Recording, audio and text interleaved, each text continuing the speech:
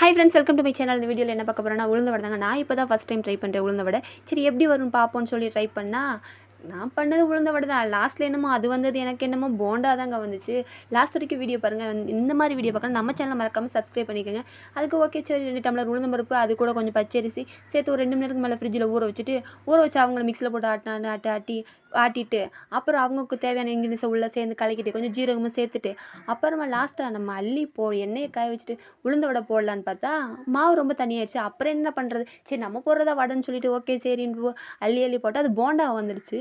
பார்க்கவும் சூப்பராக இருந்துச்சு, டேஸ்ட்டும் செம்ம அல்டிமேட்டுங்க. அது காம்பினேஷன் சட்னியை வச்சு தொட்டு சாப்பிட்டா டேஸ்ட் வேறு லெவலு. பாப்பாங்க கொடுத்தா பாப்பாங்க ரொம்ப ஹாப்பி ஆகிட்டாங்க. கூட ஒரு டீயை போட்டு எல்லாரும் கொடுத்து சர்வ் பண்ணிட்டு சூப்பராக இருந்துச்சு. இந்த மாதிரி தான் ஈவினிங் போச்சு. உங்களுக்கு இந்த வீடியோ பிடிச்சி லைக் பண்ணுங்க, மறக்காம